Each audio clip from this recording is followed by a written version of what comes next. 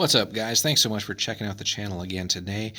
This is the third and final video in our trilogy on the Theban scenarios for SPQR, and also the final video in the whole series reviewing the scenario. So thanks to everybody if you've stuck with us throughout all those. I think we've done something like 60 of these now, just off the top of my head, but maybe not quite that many. But certainly quite a few, since there's 3 missions for every faction. So, but yeah, it's definitely it's been a fun series to review all these and check them out and kind of look at some of the ups and downs and features of all these different scenarios for the game. So there's certainly no shortage of missions for you to try out in SPQR, which is one of the, I think, the highlights of the game.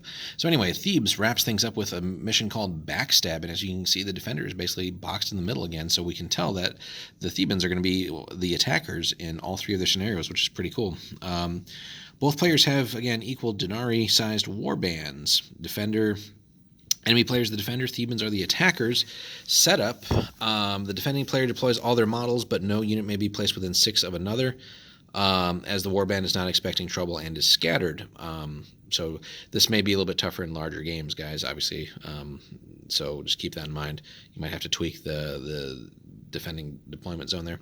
The Theban player moves all their units onto the table from any edge, and then they also get the first phase. So pretty standard, seemingly, across all their missions, right? So again, we've said it so many times throughout the series, but we'll say it one last time. So anytime the defender has to deploy first, gives you a great idea of what they've got and how they're going to play and what they're capable of.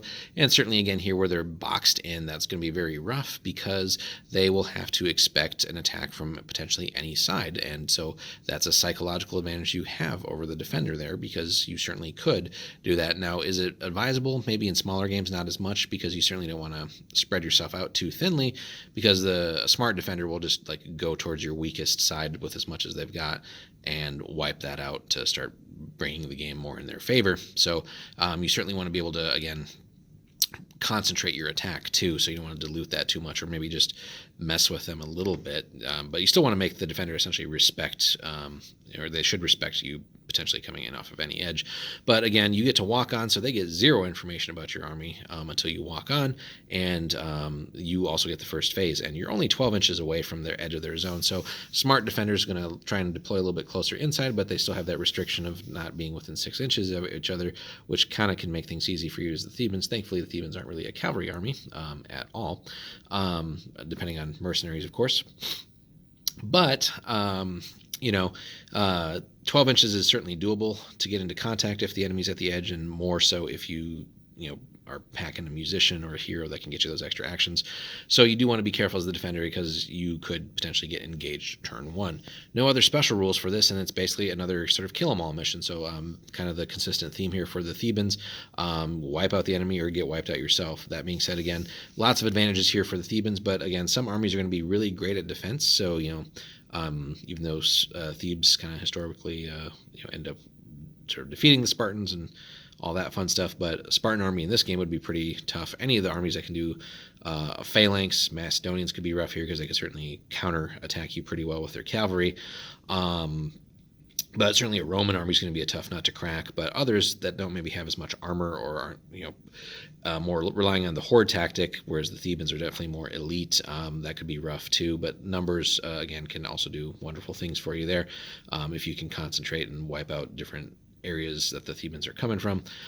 Again, so you don't want to spread yourself out too thinly as the Thebans here. That can certainly backfire on you. And again, with the way of them essentially being a little bit more elite, depending on what you're taking, you're probably going to be outnumbered. So just be careful of that. But overall, again, an interesting scenario to fight, and not just if it's Thebes versus somebody else, but just applying this one to any 2 armies is a great matchup. This is a great test for both attackers and defenders, and would be worth playing essentially back to back, and basically just having players swap roles, because there's certainly skill required in both sides of this. It's not necessarily a cakewalk if both players are roughly sort of equal value or skill type of players.